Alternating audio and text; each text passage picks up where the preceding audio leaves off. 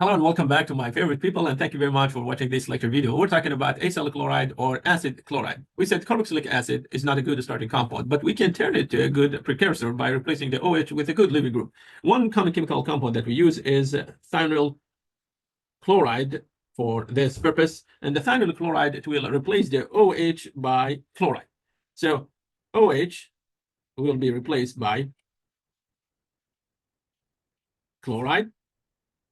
Now, remember that you started with two chlorides here, and we're going to go through the second chloride, and we want to know what will happen to it. The second chloride will be paired with hydrogen, and that's going to give us HCl. And how about the oxygen? Oxygen, it will be paired with sulfur, and we get SO2.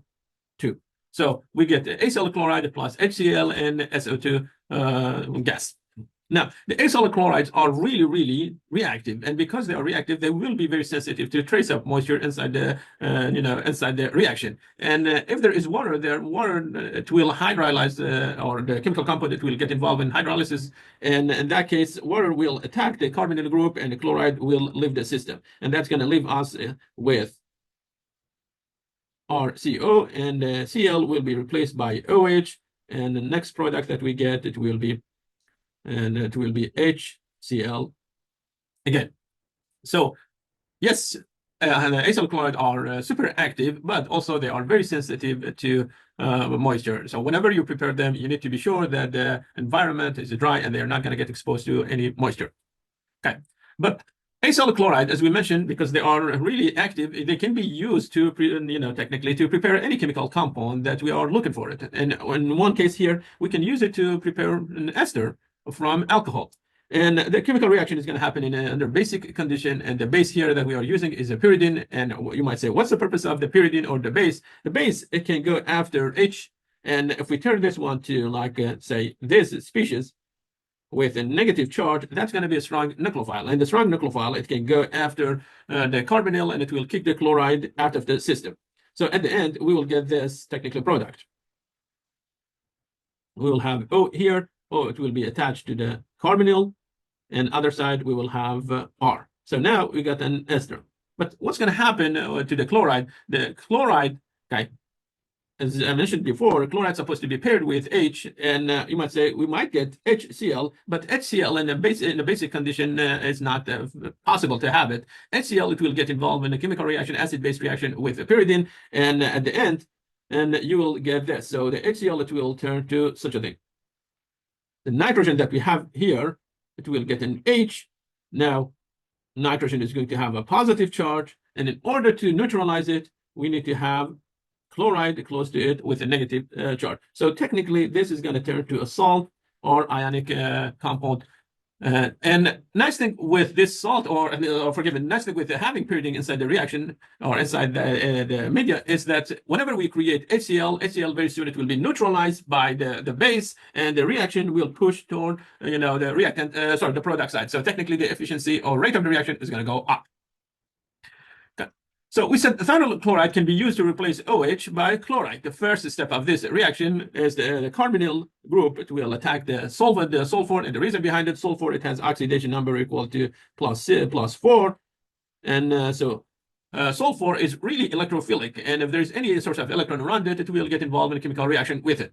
And so the first step, again, is addition of the oxygen of the carbonyl to sulfur. Okay. And because we are adding oxygen of the carbonyl to sulfur, we might be, like dealing with some steric effect. Any steric effect will drive the rate of the reaction. For example, in this case, we have two alcohol. One alcohol is a secondary alcohol because it's attached to a carbon that's his neighbor with two carbons. And this one, okay, forgive me, this carbon is a primary carbon. So we have a secondary versus a primary, alcohol versus a primary alcohol. A primary alcohol has less steric effect compared to the secondary. And if I have to choose one of them, I'm going to say, again, this primary alcohol, it will attack the carbonyl, and that's going to give us this chemical compound. So we will get an ester through reacting the primary alcohol and with the acyl chloride. And what else? We will get chloride, and chloride, it will be paired with pyridine that it has a positive charge. Again, this is our salt. Okay. So there is a preference here, and the reason behind it is a steric effect. If you have to choose, go with a side that it has less steric effect, because at the end of the day, we are adding alcohol to a carbonyl group. Okay. And steric effect, it can be on the nucleophile, or it might be on group that attach to the carbonyl, whether let's say the steric effect is sitting on the alpha carbon, or say if our living group was bulky, that's also, it can be an issue. Instead of chloride, let's say we had really bulky, I don't know, tertiary butoxide or something else, that can create some steric effect as well.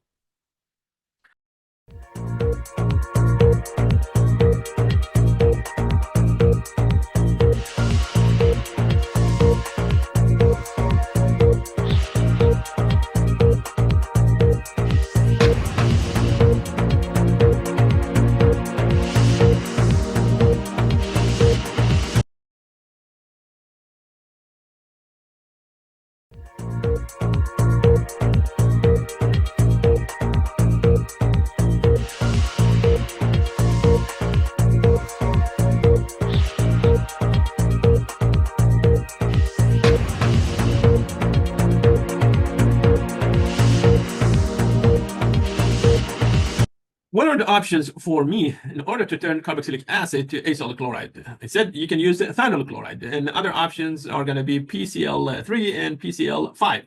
And so these three chemical compounds will give us acyl chloride. But there is another option, or other options, and they are from the same family actually, that they can help you to activate carboxylic acid. We are not going to get acyl chloride, but we will get we get new precursor that is a better than carboxylic acid. And you can use, for this purpose, you can use tosyl chloride or methyl chloride, and in both cases we have an the carboxylic acid that's reacting with a species that it has a chloride, and there is a sulfur center with high oxidation number. And because the positive charge on sulfur is significant, and the sulfur will be looking for nucleophile, and it can find that nucleophile on an oxygen of the carboxylic acid or the OH, and the OH, it will attack the sulfur, and the chloride, it will leave the system. So technically we're going to get such a chemical compound. We get O, and O, it will be a bridge between sulfur and carbon. Now, what's a nice thing about this precursor? This precursor now managed to connect oxygen to sulfur. This is going to be a good living group. And but you need to be careful about it, that whenever this chemical compound get involved in a chemical reaction, the new nucleophile, and so say new nucleophile, whatever we are adding, it's not going to attack sulfur, it will attack the carbonyl. And this oxygen, it will leave with the sulfur group. So next step, if I use another mole from carboxylic acid and react it with this chemical compound, let me take a copy from it.